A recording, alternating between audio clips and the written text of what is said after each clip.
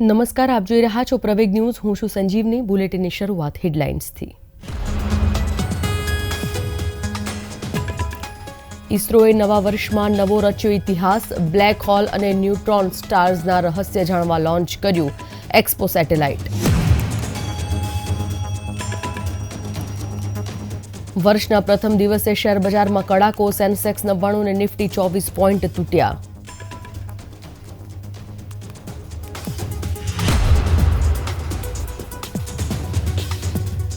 ₹2024ના પહેલા દિવસે ગેસ સિલિન્ડરના ભાવમાં ઘટાડો. કમર્શિયલ સિલિન્ડરના ભાવમાં ₹1.50નો ઘટાડો.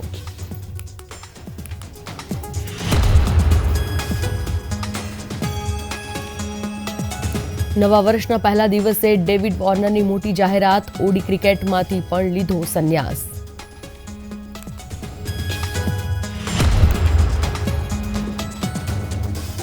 મોઢેરા સૂર્ય મંદિરમાં યોજાયો સૂર્ય નમસ્કાર કાર્યક્રમ. 3000 કરતાં વધુ લોકોએ સૂર્ય નમસ્કાર કરી નવા વર્ષની કરી શરૂઆત.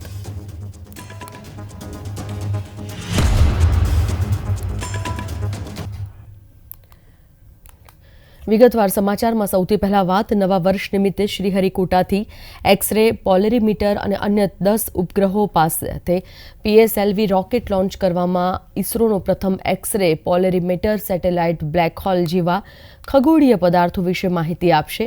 મહત્વપૂર્ણ બાબત છે કે 2024માં નિસાર ઉપગ્રહનું પ્રક્ષેપણ પણ જોવા મળશે, જે નાસા અને ઇસરોનો $1.2 બિલિયન સંયુક્ત પ્રોજેક્ટ છે.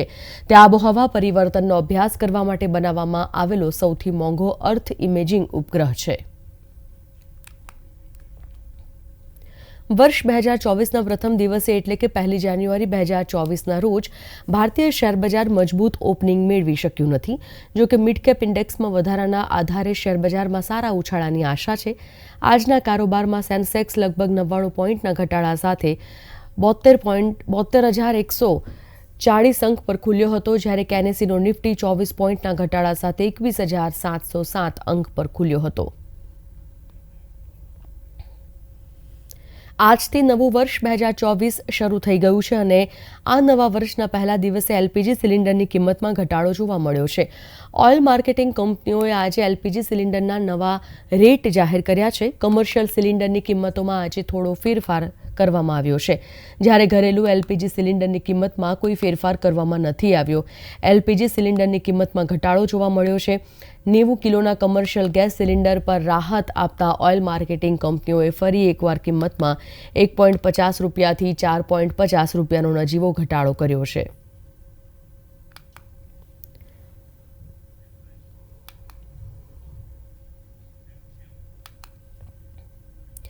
ઓસ્ટ્રેલિયાના આક્રમક ઓપનર ડેવિડ વોર્નરે 2024ના પ્રથમ દિવસે પોતાના ફેન્સને આંચકો આપ્યો.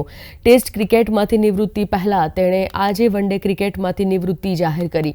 ઉલ્લેખનીય છે કે થોડા સમય પહેલા જ તેણે જાહેર કર્યું હતું કે પાકિસ્તાન સામે રમાઈ રહેલી ટેસ્ટ સિરીઝ તેની કારકિર્દીની છેલ્લી ટેસ્ટ સિરીઝ છે. તે પછી તે નિવૃત્તિ લેશે, પરંતુ તેની વચ્ચે તેણે ઓડીમાંથી નિવૃત્તિ જાહેર કરી દીધી છે.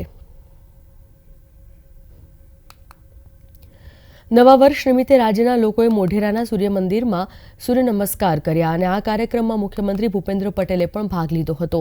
CM પટેલ સાથે રાજ્યના ગૃહમંત્રી હર્ષ સંઘવી પણ હાજર રહ્યા હતા. 3000થી વધુ લોકોએ આરોગ્ય અને તંદુરસ્તીને ધ્યાનમાં રાખીને સૂર્ય નમસ્કાર કર્યા હતા.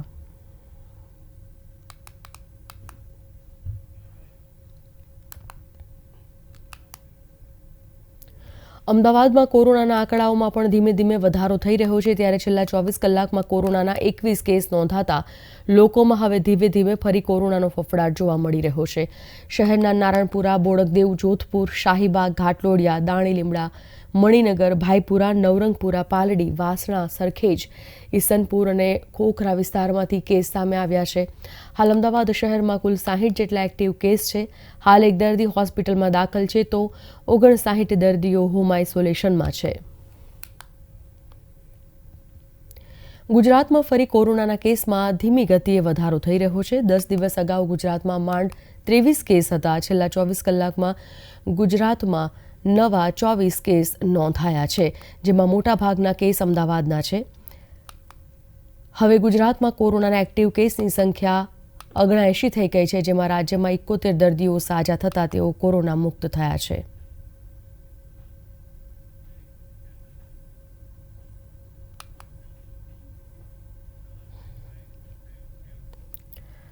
દિલ્હીમાં સોમવારે સવારે મહત્તમ તાપમાન 18 ડિગ્રી સેલ્સિયસ નોંધાયું હતું, જ્યારે AQI ખરાબ શ્રેણીમાં હતો. સોમવારે સરેરાશ હવા ગુણવત્તા સંયુક્ત સૂચકાંક 241 નોંધાયો હતો. વહેલી સવારે આછું ધુમ્મસ જોવા મળ્યું અને લઘુત્તમ તાપમાન 15 ડિગ્રી સેલ્સિયસ નોંધાયું હતું. રાષ્ટ્રીય રાજધાનીમાં છેલ્લા કેટલાક દિવસોથી તાપમાન સામાન્ય કરતાં નીચે છે. હવામાન વિભાગના જણાવ્યા અનુસાર આગામી 2 દિવસમાં લઘુત્તમ તાપમાનમાં ફરી ઘટાડો થયો છે. ठंड तो देखिए बहुत ज़्यादा ही है उस हिसाब से सेलिब्रेट करने के लिए, लेकिन जब हम देखेंगे कि हम लोगों का जज्बा कैसा होना चाहिए हमारा इस 1 जनवरी में, जैसे कि ये डिपेंड करता है लोगों का कौन कैसे किस टाइप से मोटिवेटेड है. ये सच ओबियसली ज़्यादा है और हम लोग उसको देख रहे हैं, पॉजिटिवली देख रहे हैं. 2024 को हम इस टाइप से सेलिब्रेट कर रहे हैं, जैसे कि मैंने स्टार्ट किया आज 10 किलोमीटर रनिंग से. सो आज देख रहा हूँ इंडिया गेट में भी लोग आए हैं, सभी अपने अपने तरीके से. इस फॉग आज थोड़ा सा कम है कंपैरेटिवली दूसरे दिन से, लेकिन ठंड ज़्यादा है. ठंड तो देखिए पिछले कई दिनों से देखा जाए, कंपेयर करा जाए तो आज फॉग काफ़ी कम है. बाकी ठंड मैं कहूँगा बढ़ती जा रही है. हम काफ़ी दूर मतलब दिल्ली के काफ़ी दूर पार्ट से आ रहे हैं, यहाँ पे वेस्ट दिल्ली से आ रहे हैं, तो मतलब हाँ काफ़ी ठंड लगी. हाथ पूरे अभी जम चुके हैं टोटली. अब फॉग तो नहीं है, स्मॉग नहीं है, लेकिन ठंड बहुत है. हाथ बिल्कुल ऐसे जम से गए हैं, बिल्कुल बाइक चलाई थी. શ્રીનગરમાં સોમવારે -5.2 ડિગ્રી સેલ્સિયસનું લઘુત્તમ તાપમાન નોંધાયું હતું અને નવા વર્ષના પ્રથમ દિવસે શહેર ગાઢ ધુમ્મસમાં છવાયેલું રહ્યું હતું. જમ્મુ કાશ્મીરના ઘણા ભાગોમાં ગાઢ ધુમ્મસ જોવા મળ્યું, જેના કારણે સામાન્ય જનજીવન પ્રભાવિત થયું હતું. આ દિવસોમાં કાશ્મીર જિલ્લાએ કલાનના 40 દિવસની પકડમાં છે અને આ 40 દિવસો દરમિયાન તાપમાનમાં નોંધપાત્ર ઘટાડો થાય છે, જેના કારણે દાલ સરોવર પણ થીજી જાય છે અને એટલું જ નહીં, સપ્લાય લાઇનોમાં પણ પાણી જામી જાય છે. જિલ્લાએ કલાન દરમિયાન હિમવર્ષાની સંભાવના સૌથી વધુ હોય છે અને મોટાભાગના વિસ્તારોમાં, ખાસ કરીને ઊંચા વિસ્તારોમાં ભારે હિમવર્ષા થાય છે. જિલ્લાએ કલાન 31 જાન્યુઆરીએ સમાપ્ત થયું અને ત્યારબાદ 20 દિવસની જિલ્લાએ ખુર્દ અને 10 દિવસની જિલ્લાએ બચ્ચા થશે. હવામાન વિભાગે જણાવ્યું કે આગામી કેટલા દિવસોમાં સામાન્ય રીતે વાદળછાયું પરંતુ શુષ્ક વાતાવરણ રહેશે. નવું વર્ષ આવી ગયું છે, સૌ કોઈ તેને ઉત્સાહભેર આવકારી રહ્યા છે. વડાપ્રધાન નરેન્દ્ર મોદીએ સોમવારે એટલે કે 1 જાન્યુઆરી સવારે દેશવાસીઓને નવા વર્ષની શુભકામના પાઠવી. સોશિયલ મીડિયા પ્લેટફોર્મ પર એક પોસ્ટ કરી તેમણે લખ્યું કે બધાને 2024ની શુભેચ્છાઓ. આ વર્ષ તમામ માટે સમૃદ્ધિ, શાંતિ અને અદ્ભુત સ્વાસ્થ્ય લાવે તેવી પ્રાર્થના.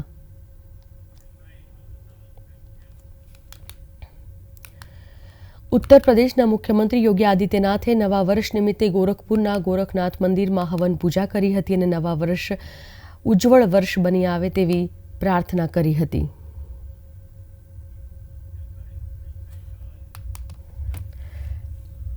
ભારતમાં નવું વર્ષ 2024નું આગમન થઈ ગયું છે. લોકોને ફટાકડા ફોડીને 2024નું આગમન કર્યું, સાથે લોકોએ 2023ને અલવિદા કર્યું. દેશભરમાં જશ્ન જોવા મળી રહ્યો છે. લોકો એકબીજાને નવા વર્ષની શુભેચ્છા પાઠવી રહ્યા છે. અડધી રાત પછી નવા વર્ષની ખુશીમાં દેશભરમાં ઉમંગ જોવા મળ્યો હતો. નવા વર્ષની ઉજવણી 1 જાન્યુઆરીના રોજ થાય છે, ત્યારે 2023 સમાપ્ત થયા બાદ 2024નું ધૂમધામથી સ્વાગત કરવામાં આવી રહ્યું છે. વિશ્વભરના લોકો નવા વર્ષના પ્રસંગે પોતાના પ્રિયજનોને મળે છે અને ભેટ આપે છે. લોકો નવા વર્ષના જશ્નમાં સામેલ થવા પાર્ટીઓ પણ કરે છે. વિશ્વભરના અલગ અલગ દેશોમાં નવા વર્ષનો જશ્ન શરૂ થઈ ગયો છે. તો નવા વર્ષ નિમિત્તે શ્રદ્ધાળુઓ સોમવારે સવારે અમૃતસરના સુવર્ણ મંદિરના દર્શન કરવા અને વાહેગુરુના આશીર્વાદ લેવા પહોંચ્યા હતા. નવા વર્ષના પ્રથમ દિવસે ગુરુદ્વારામાં ભક્તોની ભારે ભીડ જોવા મળી હતી.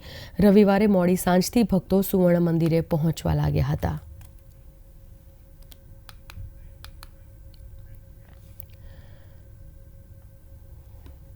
આ તરફ નવા વર્ષના પ્રથમ દિવસે તમિલનાડુના તંજાવુરના બૃહદેશ્વર મંદિરમાં ભક્તોની ભારે ભીડ જોવા મળી હતી. ભક્તોએ આરતીમાં ભાગ લઈ ભગવાનના આશીર્વાદ લીધા હતા.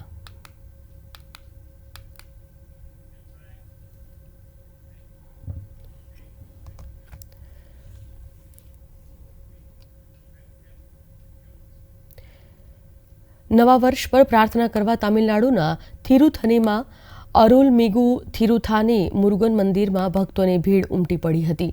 નવા વર્ષના પ્રથમ દિવસે ગુરુદ્વારામાં ભક્તોની ભારે ભીડ જોવા મળી હતી. ભક્તોએ ભગવાન મુરુગાની પૂજા કરી અને આવનાર ઉજ્જવળ વર્ષ માટે પ્રાર્થના કરી હતી.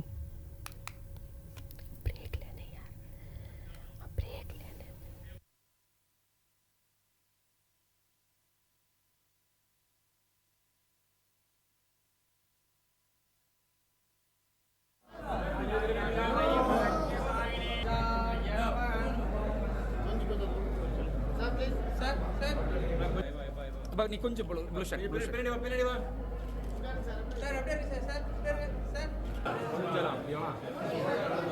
સુરેશના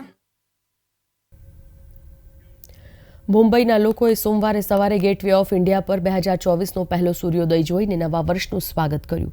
કડક સુરક્ષા વ્યવસ્થા વચ્ચે વર્ષ 2024ને આવકારવા માટે રવિવારે રાત્રે હજારો લોકોએ Gateway of India, Marine Drive, Girgaon Chowpatty અને ઘણી જગ્યાએ એકઠા થયા હતા. લોકોએ પ્રખ્યાત સિદ્ધિવિનાયક અને મુંબાદેવી મંદિરો અને ચર્ચમાં પ્રાર્થના કરી હતી.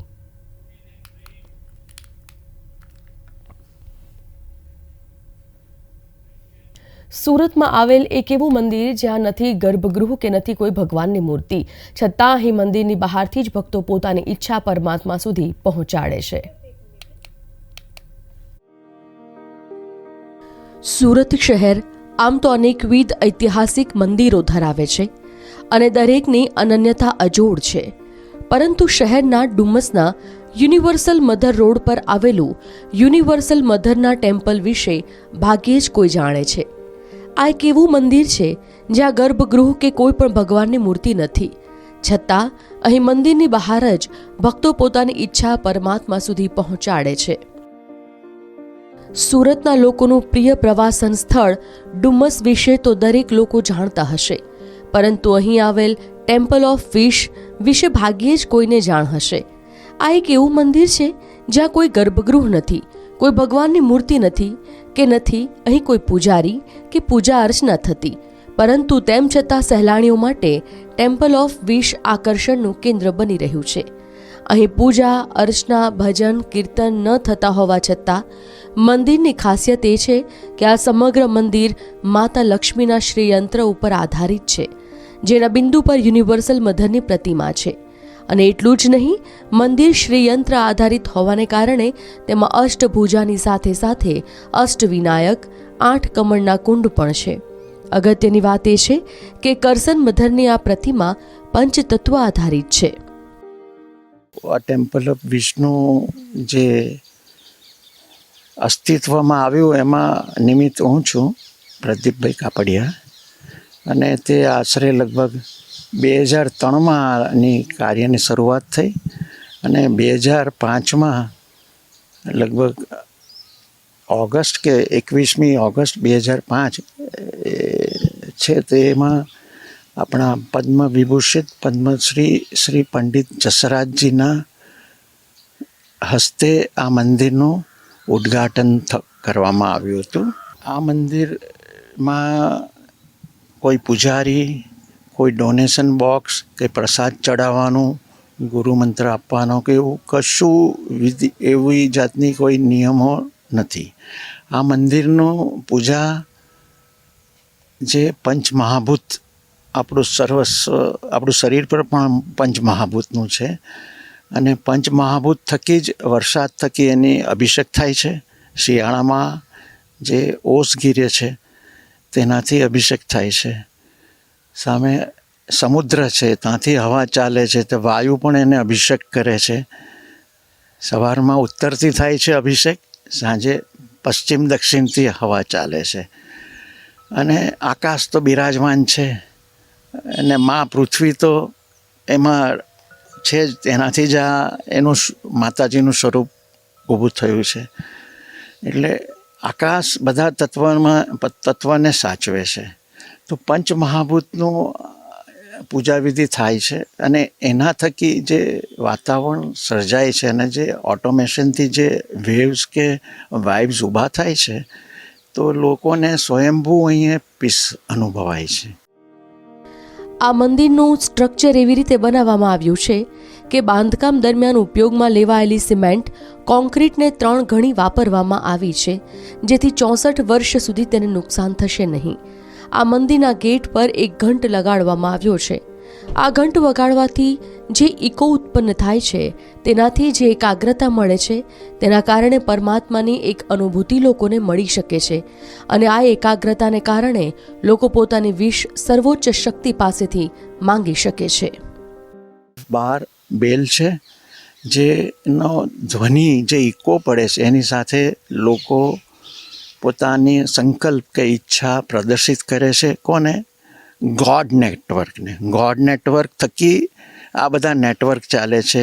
એરટેલ, જીઓ કે આપણે વી કે જે કંઈ વિશ્વના બધા network God network. What is God network?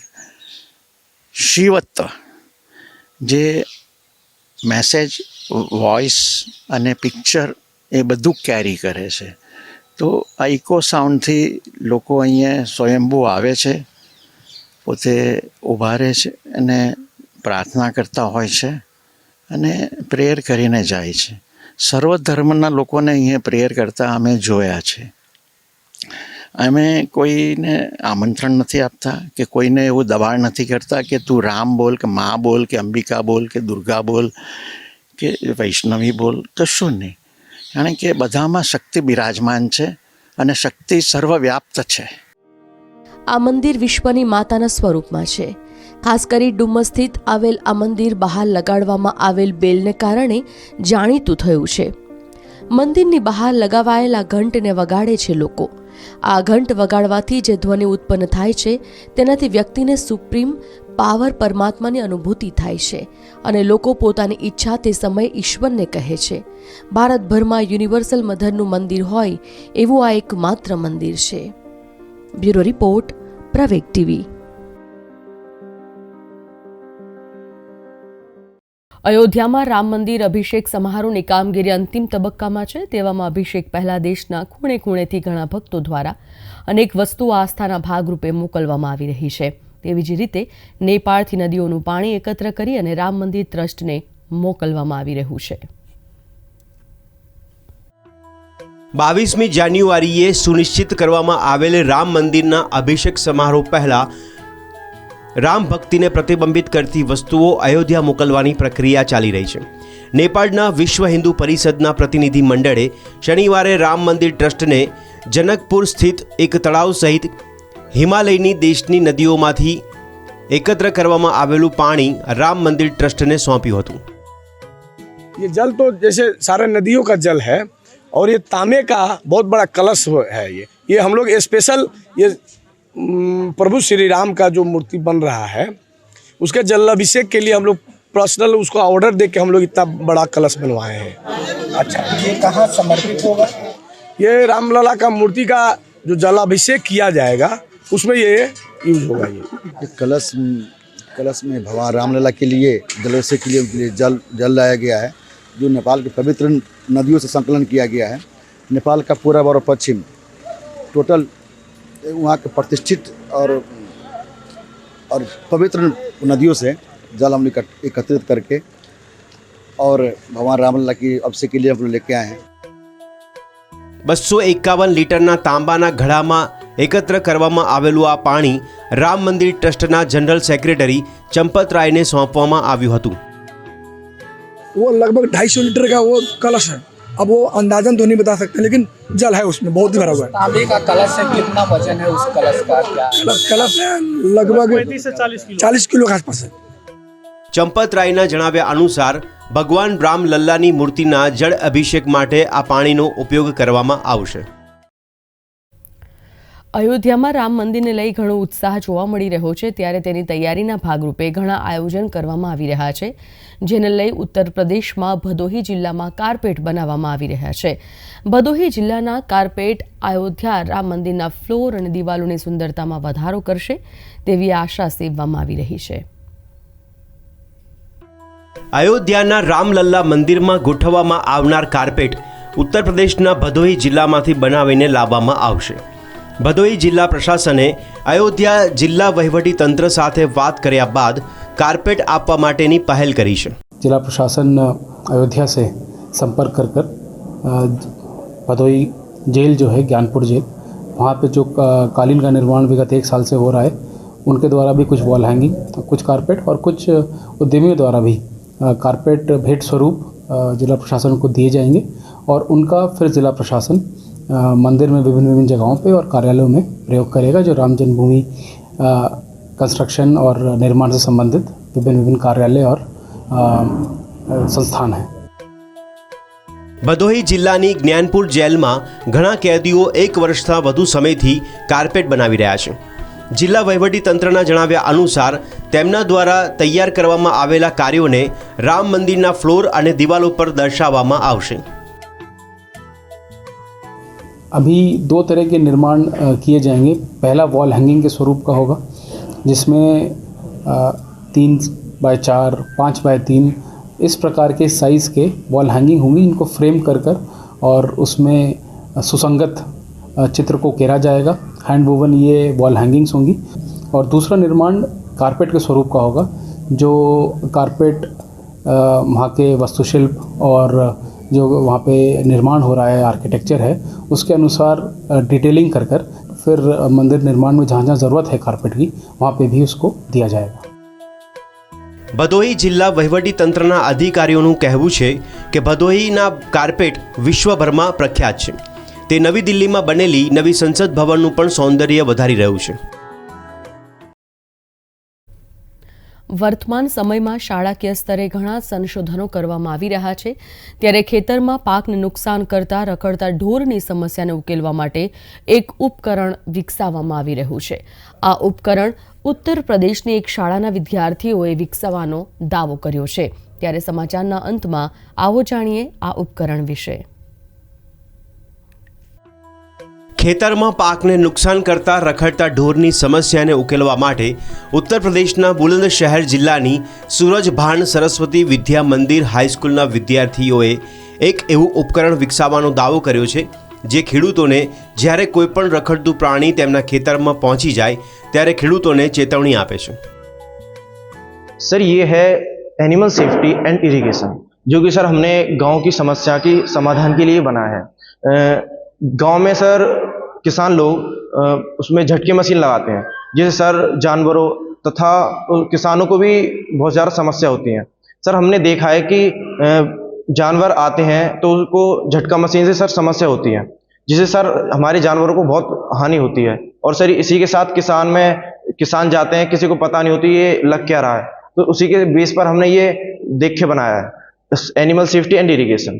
Sir ये इसमें हमने अल्ट्रासोनिक सेंसर लगाया है, जो कि सर हमारे खेत की काम डिस्टेंस को मेज़र करेगा।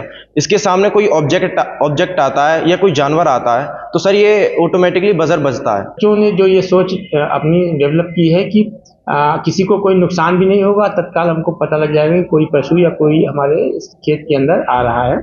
तो जैसे ही इसमें इन्होंने डिवाइस में अपने कैमरे भी लगा रखे हैं और सेंसर भी लगाए हैं। जैसे ही कोई इनके खेत के अंदर प्रवेश करने की कोशिश करता है, तुरंत तेजी से बीप की आवाज़ आती है और संबंधित ओनर जो है वो एक्टिव हो जाता है और देख करके अपनी फसल को उससे बचा लेता है। વિદ્યાર્થીઓના જણાવ્યા પ્રમાણે જો ખેતરમાં સિંચાઈ કરવાની જરૂર હોય તો પણ આ ઉપકરણ સિંચાઈ કરવામાં પણ મદદ કરવા માટે સક્ષમ છે। શાળા મેનેજમેન્ટ જણાવે છે કે જો ઉપકરણને પેટન્ટ મળે છે તો તેનું મોટા પાયે ઉત્પાદન કરી શકાય છે અને તેને સસ્તું બનાવી શકાય છે। सर इसका खर्चा 3000 से 4000 तक है। ये अभी हमने डमी मॉडल्स बनाए हैं, जिससे हम इसका पेटेंट बनाकर लार्ज स्केल पर इसका यूज कर सकें, जिससे हमारे किसानों के लिए फ़ायदा हो सके, उनकी फसल बच सके और गाय वगैरह कुछ हार्ट पेशेंट वगैरह उनको हानिकारक ना हो। રખડતા અને ત્યજી દેવાયેલા ઢોર પાકને નષ્ટ કરતા હોય તેવી એક મુખ્ય સમસ્યા જોવા મળી રહી છે, જે સમસ્યાનો ઉત્તર પ્રદેશ અને દેશના અન્ય ભાગોમાં પણ ખેડૂતો ઘણા વર્ષોથી સામનો કરી રહ્યા છે। તેના નિરાકરણના ભાગરૂપે આ ઉપકરણ વિકસાવવામાં આવ્યું છે।